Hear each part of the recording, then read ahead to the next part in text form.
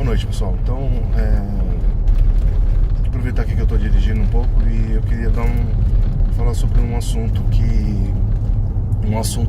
me preocupa um pouco, né? Então, não é comum eu pegar pacientes que chegam no meu consultório e logo passando por algum nutricionista e que chegam com alguns sinais e sintomas de abstinência, né? Então, por que isso? Esses indivíduos, eles vêm de uma rotina de anos comendo mal, né? Então a qualidade, não só a quantidade, mas a qualidade da alimentação desses indivíduos, elas estão muito ruins, aliás, péssimas. Então o que acontece? O açúcar, que é um dos alimentos que geralmente é predominante na dieta desses indivíduos, quer dizer, quando a gente fala açúcares, eles entram em açúcares tanto refinado como açúcar da cana mesmo, e também como os carboidratos, né, que são açúcares também. Então, esses indivíduos, eles vêm anos, né, numa rotina rica nesse tipo de alimento. Então, quando ele vai no Nutri, esse nutricionista, ele muda toda essa rotina, né? Ele muda toda essa qualidade e essa quantidade de carboidrato que ele está ingerindo. Então, o cérebro dessa pessoa, o que acontece? Ele vê isso como um mecanismo de trauma, quer dizer, um mecanismo de sofrimento. Então, quer dizer, estão me tirando aquilo que me dá prazer, né? Vocês podem ter visto que açúcares, eles se comportam muito parecido com estimulantes, né, no cérebro. Já devem ter visto também sobre a cocaína, né, agindo no mesmo lugar.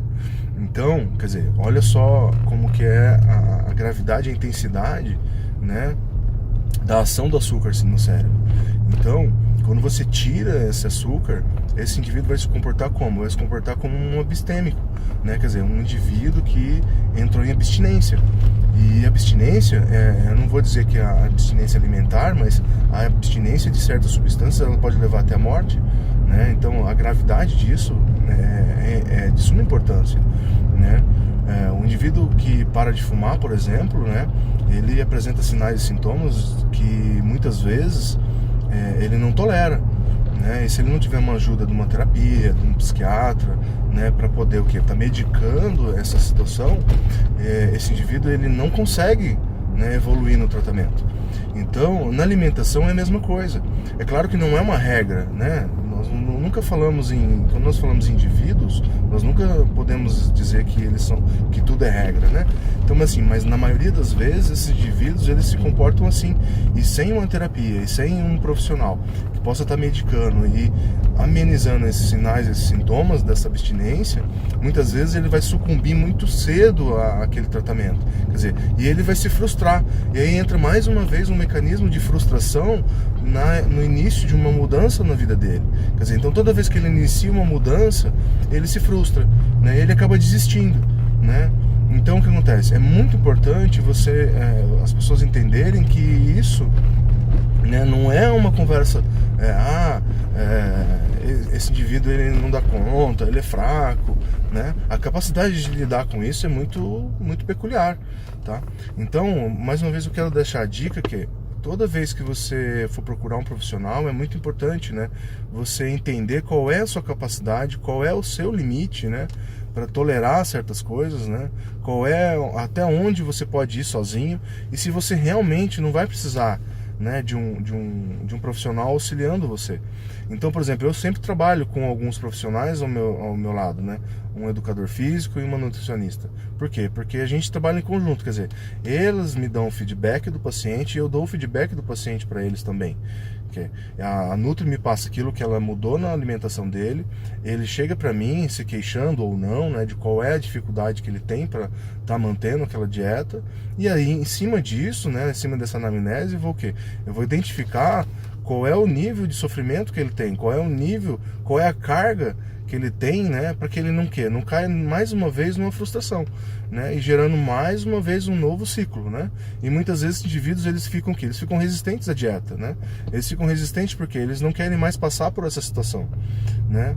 Então, quando você tira esses alimentos, os sinais e sintomas de abstinência são muito fortes. Por exemplo, um paciente que tem enxaqueca, ele pode exacerbar quadros de enxaqueca, ele pode ter alteração de sono e vigília, ele pode ter insônia, ele pode ter irritabilidade, agressividade, ele pode ter alteração de concentração, queda na produção, no seu trabalho, né? Então, quer dizer, em casa gerando problema familiar, no trabalho gerando problema no trabalho, de convívio, né? Então, quer dizer, é muito grave quando você institui um tratamento no paciente e você não entende quais são as consequências que esse indivíduo pode ter com isso. E não posso basear a minha experiência na experiência do outro, né? Quer dizer, eu consegui 100, mas o outro não pode não conseguir, né? Uns podem precisar de medicação, outros podem precisar só de uma terapia, outros podem precisar só da medicação, né? Outros conseguem só com a dieta e uma atividade física. Porém, o que é importante é que você esteja de frente com um profissional adequado e ele possa identificar, porque muitas vezes a pessoa que está passando pelo problema, ele não sabe identificar, ele não identifica que essa é uma necessidade, né? Não é uma obrigação das pessoas saberem isso que eu estou falando, né? É uma obrigação, sim, do profissional identificar isso, encaminhar ele para o profissional certo, para que ele possa o quê? Ter sucesso naquilo que ele está fazendo, tá? Então essa aqui é mais uma dica que eu estou deixando para vocês. Eu espero que eu tenha colaborado, né? Mais detalhes assim, eu sempre falo que aqui a gente faz só dicas, dá um bate-papo, mas o consultório é muito melhor, é um lugar muito mais adequado para estar falando disso, até porque a gente pode usar exemplos e conversar e entrar em detalhes, né? Que aí entra também na individualidade de cada um, né? Então, mas essa é a dica, tá? Procure sempre um profissional, identifique se você precisa de ajuda, não negue ajuda, né? Procure assim, ver se você precisa realmente, se você está passando alguma coisa dessa, você se identificou, né? Procura um profissional, não desista, né? Não desista na primeira obstáculo, né? E sabe também que você precisar de outros profissionais não é de nada demérito no seu tratamento. Pelo contrário, quando a gente reconhece que a gente precisa ser auxiliado, quando a gente reconhece que a gente precisa de ajuda, é aí que está o mérito, né? Então, espero que eu tenha colaborado e fica a dica aí para vocês hoje, beleza? Um abraço a todos.